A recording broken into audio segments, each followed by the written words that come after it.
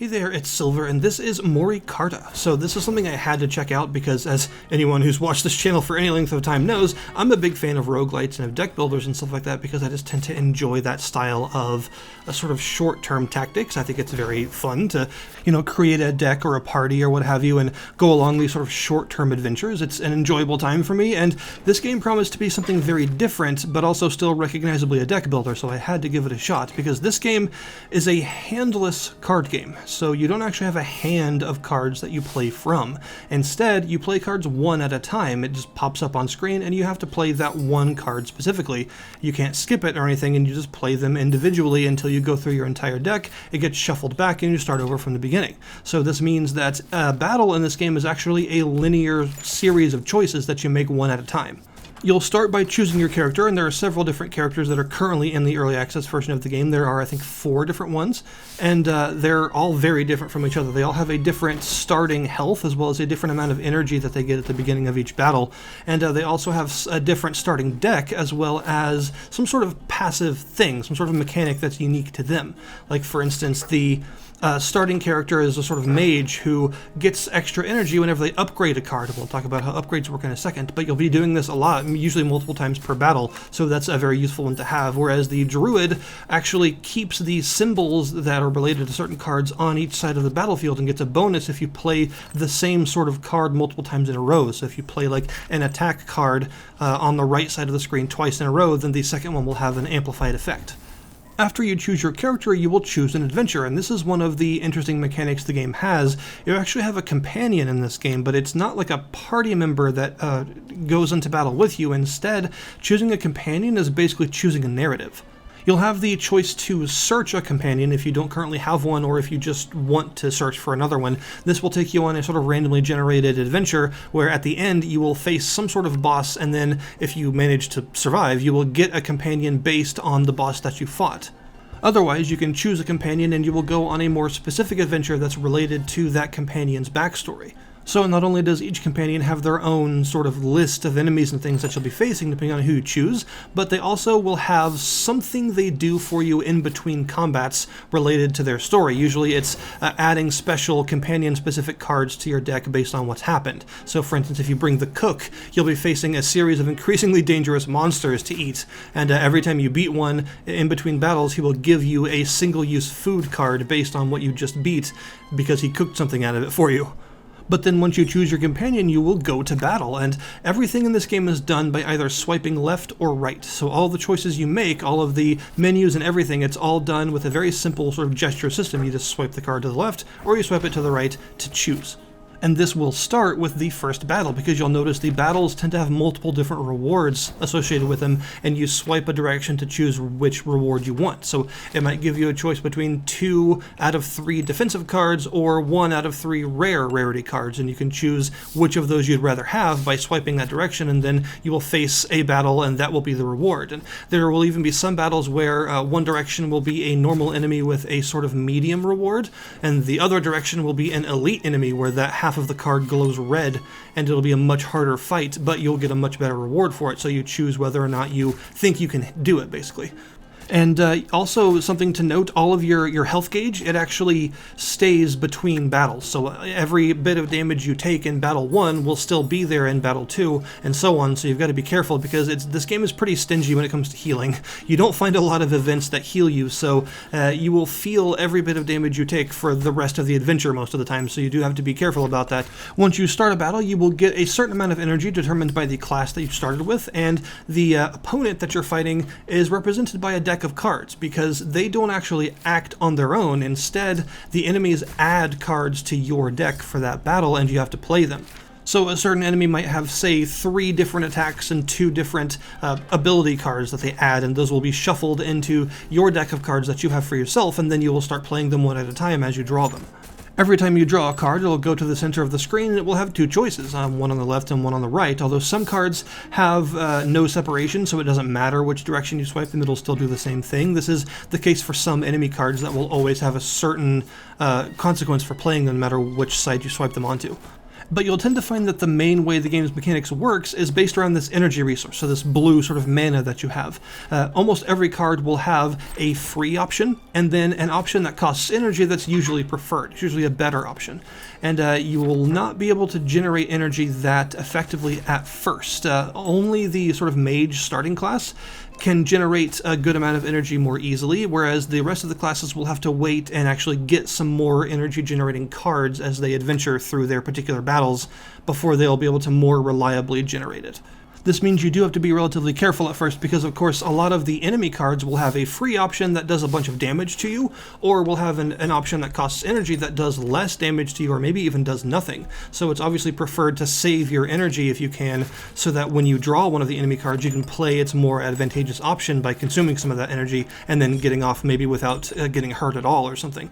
But, of course, you also do want to be dealing damage to the enemy yourself, because you do have to beat them eventually in order to move on, and a lot of your damaging cards will probably have an option that is free that does a small amount of damage, or an option that costs some that does a lot more damage.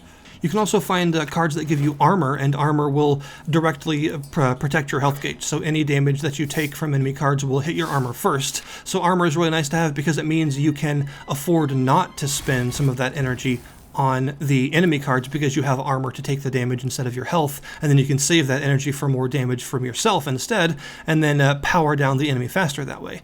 But the main strategy of the game is, of course, based entirely around what balance do you want. How much damage do you want to have? How much energy generation do you have in your deck? How much armor do you want? All that stuff. And how well can you handle the enemy's cards once you actually draw them, because you'll have to go through your whole deck every round, so you will eventually run into whatever the enemy has put into your deck, and you'll have to deal with them as they come. So this means that the majority of the strategy for this game is about thinking ahead. It's about forward thinking and understanding what you're going to need, as well as how to make your deck more flexible to be able to better deal with the various kinds of enemies that you'll be facing, because some of the enemy cards can get very nasty and can have all sorts of different effects, like multiplying themselves, or getting rid of some of your helpful cards, or giving the enemy bonuses, or giving there are these counters that you can put on different sides of the board, which will cause any cards swiped in that direction to activate the counters. So you might have a 1 damage counter on the right side, which means whatever you swipe to the right will automatically do 1 damage to the enemy no matter what else that card does.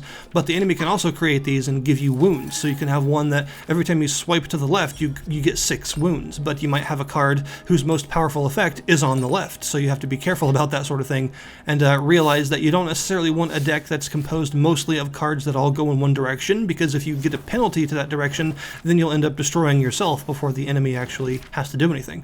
And all of this strategy is compounded with the fact that this game currently has over 1,000 cards in it that you can find. That is, of course, counting all the enemy cards, and that's in the current early access version, by the way. That's not like final 1.0 release numbers, that's what's already available. So this means that there's a lot of different strategies and different builds you can do in this game, because there's just such a large variety of cards for you to find. Getting new cards for your deck is also somewhat unusual, because in most deck builders you're given like a spread of usually around 3 cards, and you choose which one you want, face-up cards. But in this case, it doesn't work that way. In this game, all the cards will be face down, and you'll have to choose one at a time, and you won't know what's coming next, and usually you won't get to choose all of them. So you might get a choice of, say, 2 of 4, so it'll give you 4 face-down cards, and then the first one will flip over, and you swipe it left to burn it, or swipe it right to add it to your deck, and then after that you see the next one, and if you swipe that one to the right, then maybe you've already got your 2, and then the game actually is very cruel and makes you see the other 2 that you didn't choose and burn those, because you can't go back. Once you have added one to your deck, it's there, you can't change it. So it does make you actually look through all of the ones that you didn't choose and see what you could have had, which is very mean, but is also a very effective way to teach the player to be careful and do a lot of forward thinking about how they want to pin their strategy down this particular run. Cards can have all sorts of different effects, from, of course, giving you energy, giving you armor, doing damage. They even sometimes have random effects, which are represented by a sort of circle, which will spin and choose one of its effects randomly. So yeah, there are some cards that are often less expensive, but they're not entirely reliable necessarily, because their effect can be somewhat randomized. There are also sometimes cards that are burned when you use them, so that you can only use them once per battle, or maybe a card that has a very powerful effect that's expensive on one side, but a free effect that burns it on the other. So if it comes up in your deck and you can't pay for it, then you're forced to burn it and not get a second chance to cast it that particular combat. But if you're in a deck that has a lot of energy generation very reliably, then you might want to include cards like that, because they'll be very reliable damage most of the time. Cards do also have multiple different rarities, usually with higher rarity cards having more extreme effects, so their higher cost effect will be even higher cost but a lot more complicated, whereas their free effect might be just more reliably useful, or it might be even more useless because it's such a high rarity card that it actually will just burn itself if you don't pay for it or something like that. That does happen sometimes, so it's usually not the case that higher rarity cards are just flat out better, it's more that they're more specialized. A lot of cards will also have an up or down arrow on them, and this is an upgrade. This is really useful because it means that the card is actually multiple different cards that only takes up one slot in your deck, because if you play it on the upgrade side, it will change into something else, usually something even better, and then of course the down arrow is a downgrade that will change it to something different as well. And impressively, by the way, most of the cards in this game have flavor text that you can read if you examine them, like all of the cards almost, and even the multiple upgraded forms have different flavor text related to each other, which is a lot of effort that I definitely appreciate. So yeah, it's a pretty deceptively complex deck builder that looks simple at first because you only have one card at a time to deal with, but overall that means there's a lot of options that you have to take into account, and it means there's tons of build variety. Also, something to note in this game, by the way, is there's almost no card removal. This is very unusual for a deck builder where card removal is generally quite valuable. It's usually a commodity, it's something that you have to pay for. But in this game you won't find much in the way of actually taking out cards in your deck. Instead, what you'll find are card trades. These will cause you to be able to trade one of your randomly chosen cards for a different chosen card, and just sort of swap them back and forth depending on which one you want. This is really useful because it means you can alter or sort of pin down your strategy. It allows you to refine your deck without actually adding even more cards, since you can't generally take them out. But of course, after you go through a card swap, you'll have exactly the same number of cards you had originally. They just might be different. So that's a pretty cool idea too, because it means the usual way of dealing with a deck builder's sort of end game, which is to refine a very specific build and then just get rid of everything that doesn't match with that build. You can't exactly do that in this game, and instead it's more about having a sort of flexible strategy with multiple different options that will be able to deal with other situations that you might come across, but also isn't too lengthy of a deck to be not useful. As for the early access, like what's currently missing, well, I did mention that it already has 4 characters and over 1,000 cards. It also has about 185 different enemies for you to face, so it's definitely not hurting for content as far as the early access goes. Mostly, I think what the early access is for is polish, because it's got content. It's got plenty of content to keep you busy for a long time, but it is missing certain things, like the user interface is a little bit rough. It's a lot of the menus and stuff, they look a little, they need some more refinement, you know, some of it's just a little bit rough around the edges. You'll also notice that there is some placeholder art and some missing art assets on some of the cards that'll just have like a white portrait or some stuff that's clearly not finished yet, you know. So a lot of the unfinishedness is actually in polish and presentation and not in content, which seems to already be very rich at the moment. So because it's so content-rich and already has a very unique idea of the sort of deck builder genre, it makes it pretty easy to recommend. You know, for only $20 as an early access purchase, I'd say there's enough here to get your money's worth, even if it never gets updated again, although that is very unlikely considering it is being updated very frequently, and at the time of recording this video was updated just a couple of days ago, actually. So yeah, there's still a lot being done with this game. I don't think you have any worries about not getting your money's worth out of it for sure. So do check it out in the description below this video. I'll put the Steam store link down there so that you can take a look at it.